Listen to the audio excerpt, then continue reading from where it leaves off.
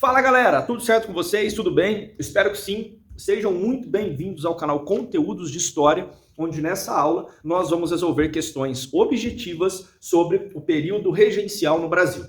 Então, se você está chegando agora, não esquece de curtir o nosso vídeo, já deixa o seu like, não esquece de se inscrever no nosso canal e também, se você sentir a vontade, sentir ali um desejo muito grande, deixa o seu comentário com alguma sugestão, elogio, crítica, complemento, dúvidas, escreva o que o seu coração mandar, correto? E para que você acompanhe essa aula com esse material bonitão aqui, ó, personalizado pela Gruna, que todos os links e acessos das redes sociais da Gruna estão aqui na descrição. Você também na descrição vai encontrar as orientações para que você tenha acesso a este material para que você consiga acompanhar a nossa aula. Esse acesso vai te encaminhar ao nosso grupo do Telegram e é nesse grupo do Telegram que você vai conseguir capturar esses exercícios, beleza? Então, vamos lá, vamos à nossa resolução. A questão número 1, que é uma questão da FANEMA de 2021, ela diz: foram os próprios liberais que defenderam a nomeação do presidente da província pelo governo central, de modo que garantisse a articulação das partes em um todo dirigido pelo governo do Rio de Janeiro. O que a experiência em 1831 ensinou à elite brasileira é que a autonomia regional tinha de conviver com um controle mais rígido do governo central para manter a ordem interna. Basicamente, o que nós temos aqui? É uma retratação de todo o caos, de todo o conflito político que nós tivemos no período regencial brasileiro. Vocês precisam lembrar que essa questão 1, ela vai focar em algumas particularidades do período regencial no Brasil. Nós já havíamos estudado, nós já havíamos comentado nas aulas anteriores que o período regencial no Brasil, ele é conhecido como se fosse uma experiência republicana no país, uma primeira experiência republicana no Brasil. Só que essa experiência republicana brasileira no período regencial, ela foi marcada por conflitos políticos, por uma disputa entre grupos unitários mais centralizadores e por grupos mais descentralizadores, mais fragmentadores, mais federalistas. Foi uma disputa de forças, foi uma disputa de vertentes políticas. E no que diz respeito à questão social, foi um período marcado por muitos conflitos sociais, por muitas rebeliões, por muitas revoltas, correto? Então essa foi a peculiaridade, essa foi a particularidade desse contexto, desse cenário, que o excerto do texto vem a destacar pra gente, e com certeza é isso que virá nas alternativas. Olha o que o enunciado diz e o que as alternativas vão falar pra gente. O excerto refere-se às consequências da experiência política inaugurada na história brasileira em 1831 e que resultou em A. Fechamento do poder legislativo e adoção do poder moderador? Não. O poder moderador ele foi suspenso no período regencial, e a respeito do poder legislativo, nós tivemos, inclusive, durante a regência trina permanente, a adoção, a criação das assembleias legislativas provinciais. Isso, claro, foi revisto depois na regência 1 do Araújo Lima, no regresso à ordem, mas é algo marcante do governo. Então não houve um fechamento, certo? B.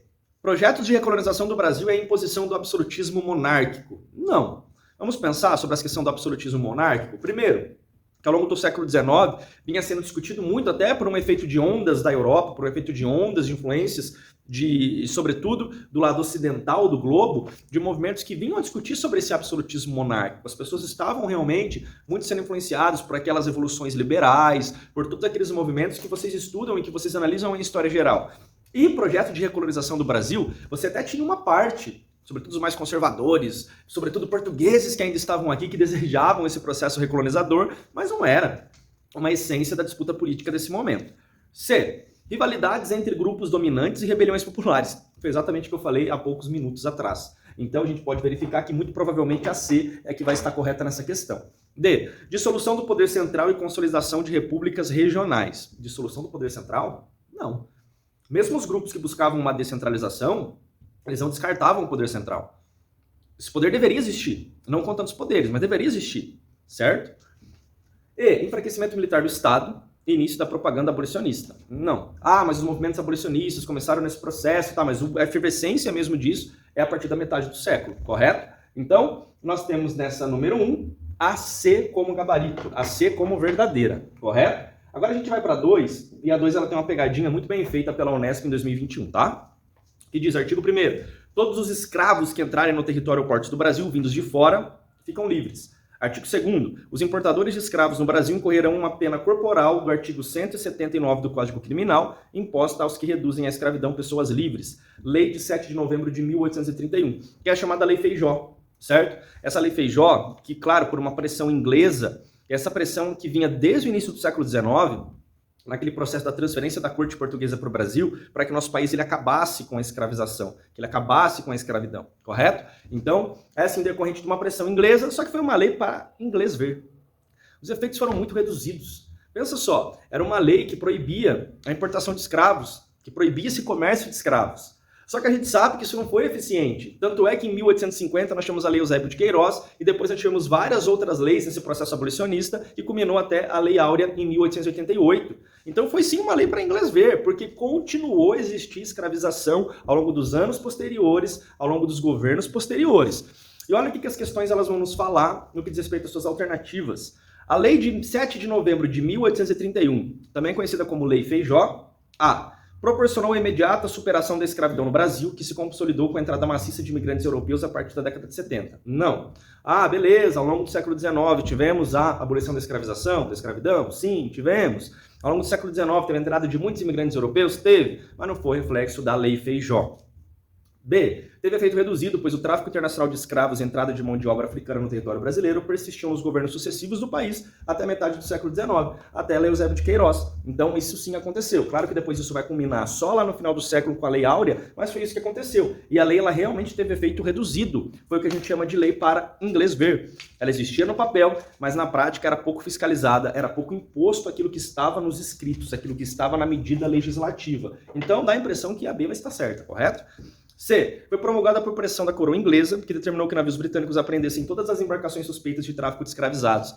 Sabe qual vai ser o efeito disso aqui? A Lei Eusébio de Queiroz, não a Lei Feijó. Mas teve a pressão inglesa. Sim, mas vocês lembram do Bill Aberdeen, que a gente teve em 1845? Que depois em 1850 você tem a Lei Eusébio de Queiroz? Lembram disso?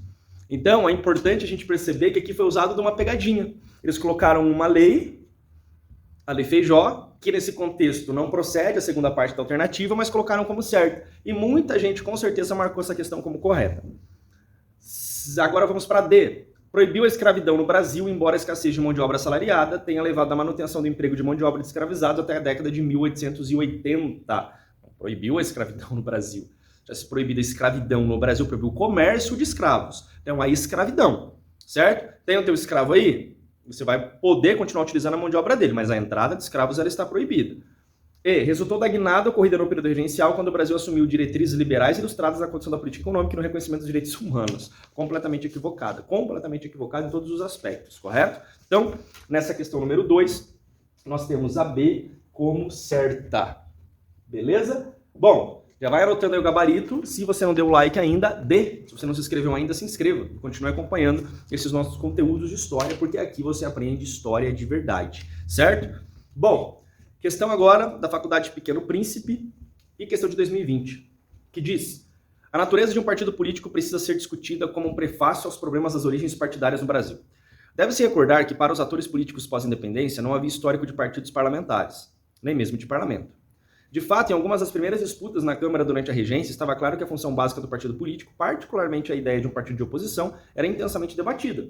E não apenas porque a ameaça de conflito era bastante real. Mais uma vez um texto que retrata as disputas políticas que aconteceram no Brasil nesse período regencial. Lembra que a experiência republicana do período regencial foi uma experiência republicana marcada por conflitos, seja político, seja social, certo?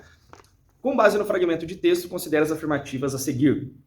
O primeiro partido duradouro foi o Partido Conservador, formado por dissidentes liberais que romperam com aliados mais radicais, chamados exaltados. Ela está correta, ela não está errada. Nós tivemos sim um partido conservador, depois nós tivemos o partido liberal, em outros momentos tivemos outras áreas partidárias que vão surgindo, mas o partido conservador ele realmente surgiu com força nesse momento, correto? 2. Muitos deputados do Partido Conservador, mantendo-se fiéis aos princípios liberais, exprimiam seu desejo de manter equilibrada a relação de poder entre o monarca e o parlamento, representante de seus interesses. O que depois muitos desses braços desse Partido Conservador que defendiam isso, ou seja, é necessário você ter os interesses regionais sendo atendidos, mas eu não posso deixar de lado essa questão do poder centralizado, é que vai compor aquilo que nós estudamos, que foram os liberais moderados, correto? Então ela está certa também. Com as regências foi dissolvida a relação de dependência entre eleitores e figuras proeminentes da sociedade, como grandes proprietários de terra e comerciantes. Muito pelo contrário, as eleições elas continuaram existindo. E essa relação de dependência, essa relação inclusive da formação do que depois de ser tratado lá na Primeira República como curral eleitoral, ela vai existir. Então essa 3 não está correta não. 4. A oposição ao partido do imperador vinha por parte dos exaltados, que tiveram alteração notória a partir da década de 1830, que foi esse período do contexto das regências que nós estamos estudando, certo? Esse partido não teve depois uma sobrevivência no que diz respeito à efetividade do poder, mas os exaltados foram uma força importante nesse período. Então as alternativas que estão corretas nesse momento são 1, 2 e 4. E onde nós vamos encontrar a 1, 2 e 4? Na A, correto? Então, resolvemos aqui mais uma questão. 30% da nossa lista já está resolvida. Vamos à questão 4. A questão 4, que é uma questão da SpaceX de 2019, ela fala: em 1834, numa tentativa de harmonizar as diversas forças em conflito no país, grupos políticos como os moderados promoveram uma reforma na Constituição do Império mediante a promulgação do ato adicional. Observe os enunciados abaixo. 1. Criação do Conselho de Estado. 2. Criação das Assembleias Legislativas Provinciais. 3. A regência deixava de ser trina para se tornar una. 4. Fundação do Clube da Maioridade. Assinale a opção em que as afirmativas estão relacionadas ao ato adicional. Criou o Conselho de Estado? Não, o ato adicional aboliu, então a 1 já está errada. Criou as Assembleias Legislativas Provinciais? Sim, nós vimos isso em nossa aula, então a 2 está certa. A regência deixava de ser trina para se tornar una? Sim, a 3 também está certa. Fundação do Clube da Maioridade? Não, isso é depois, certo? Então, as que estão certas aqui são a 2 e 3, alternativa C de conteúdos de história. Se inscreve. 5, metade da nossa lista, então, vai estar resolvida após acabarmos a 5, hein? Considere o texto da historiadora Maria de Fátima Gouveia sobre o período das regências no Brasil. O ato adicional de 34 transformou os Conselhos Gerais das Províncias em Assembleias Legislativas Provinciais, tendo ainda ampliado o número de representantes provinciais reunidos no âmbito do Legislativo Provincial, ficando essas assembleias encarregadas de auxiliar os presidentes da província na gestão administrativa sob sua jurisdição. Lembrando que os presidentes da província continuavam sendo nomeados pelos regentes, eles tinham um cargo de importância, mas eles não podiam vetar pelo ato adicional as leis e o que era decretado nas assembleias legislativas provinciais. A medida descrita pelo texto possui explicitamente um perfil autoritário absolutista? Não. Federalista e regressista? Não. Se é federalista nesse contexto, ele vai querer um progresso em relação àquilo que já existia no sentido legislativo, no sentido jurídico, no sentido político. Descentralizador e progressista? Sim. Democrático e socialista? Não. Centralizador e liberal? Também não. Então, qual que está certa nessa? Nós temos uma tendência, inclusive com esse ato adicional, de algo descentralizador e progressista em relação a outras correntes, a outras vertentes políticas, certo? Vamos agora a 6. A 6 diz: Rio de Janeiro, 1831. Com cerca de 150 mil habitantes, a capital do Império era um grande caldeirão político e social em ebulição. A chamada Revolução de 7 de Abril forçara a abdicação do primeiro imperador e instituíra uma regência trina para governar a nação até a maioridade de Dom Pedro II. No contexto apontado, a arena política brasileira encontrava-se dividida em 3 grupos que disputavam o poder e os cargos políticos com interesses bastante distintos. Eram eles, respectivamente. Aqui vai aparecer uma informação importante, que vai ser inclusive tema de um vídeo. Por isso que eu só vou falar sobre ela e não vou especificar. Por quê? Porque você vai se inscrever e você vai acompanhar a sequência dos nossos vídeos aqui no canal para você entender o porquê que esse nome existia, tá? Mas vamos lá, galera. Unitaristas, maragatos e jacobinos? Não. Liberais, militares e conservadores? Não. Socialistas, federalistas e anarquistas? Não. Nada do que a gente viu até agora, né? Que a gente viu nas aulas. Liberais moderados? Nós vimos. Liberais exaltados? Nós vimos. E caramurus? Ah, caramuru não, está errado. Tá certo. Aqueles conservadores eram chamados de caramurus nesse contexto. Lembra dos conservadores? Lembra, inclusive, do grupo que queria que o Dom Pedro I ele retornasse? Ah, lembra dele? Então, a questão certa é a D. Vamos ter um vídeo sobre isso. Dependendo do momento em que você está acompanhando o nosso canal, esse vídeo até já exista, correto? Mas se você está acompanhando em dias próximos a esse vídeo ser lançado, esse vídeo ainda vai existir, certo? E comerciantes, proprietários de escravos e militares? Não. Bom, vamos a 7. A 7 diz: leia atentamente o texto abaixo e em seguida responda. Mais uma questão sobre o ato adicional. O ato adicional de 34 reformou a Constituição em sentido descentralizante. Criou as assembleias provinciais, concedendo maior poder às províncias e aboliu o Conselho de Estado. A maior descentralização seguiu-se um recrudescimento dos conflitos e revoltas provinciais. A gente já falou tudo sobre isso. Nunca houve período mais conturbado na história do Brasil. As revoltas ocorridas durante o período regencial expressavam um grande descontentamento com o projeto centralizador de Estado, liderado pelas elites enraizadas na corte. Sobre as revoltas regenciais, é correto afirmar que, de novo, dependendo do momento em que você está assistindo esse vídeo, A semana das revoltas regenciais já existe. Caso não, ela virá. Então, o período regencial vai dar muito pano para manga ainda. A gente vai ser a playlist mais completa sobre o período regencial que tem no YouTube. Você não vai encontrar playlist mais completa, com aulas, indicações de obras, 3 vídeos de resoluções de exercícios. Você não tem isso. A não ser pago. De graça, não tem. Os revoltosos eram formados exclusivamente por grandes proprietários de terra que disputavam entre si o direito de maior representatividade e projeção no cenário nacional. Não. Tínhamos revoltas elitistas? Tinha, mas a maioria? Não. Exclusivamente? Não.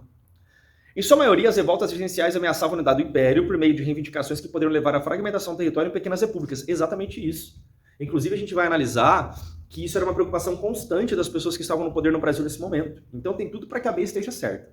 Índios e africanos foram os grupos sociais que representavam maior resistência aos movimentos revoltosos lutando ao lado do governo imperial. Pelo contrário, boa parte dos grupos sociais dessas revoltas eram afrodescendentes, eram africanos. A gente vai ter uma revolta escrava, que muitos consideram, a gente vai ter a revolta dos malês nesse período. Então, é totalmente o contrário disso aqui que está na alternativa. D. A luta contra a escravidão era uma reivindicação comum a todas as revoltas que ocorreram no Império, representando o início das manifestações abolicionistas do país. Não. Inclusive, ela vem a complementar a questão 1 que nós resolvemos sobre esses movimentos abolicionistas e essas questões dentro do Brasil do século XIX. E. O sucesso dos conflitos armados contribuiu para que as províncias alcançassem maior autonomia administrativa e suas elites pudessem implementar projetos políticos baseados no federalismo. Sucesso dos conflitos armados, se tivesse sucesso em todos eles, o Brasil teria se fragmentado. Então, isso não está certo. Beleza? Bom, vamos primeiro a resposta da 7 a B. Então, vamos a 8. Então, vamos colocar aqui a 8, a 9 e depois, para finalizar, a 10. Vamos para as últimas 3. E se você não se inscreveu ainda, se inscreve, meu filho. Você não vai querer passar na prova que você tanto deseja? Quem não se inscreve, quem não curte, não passa.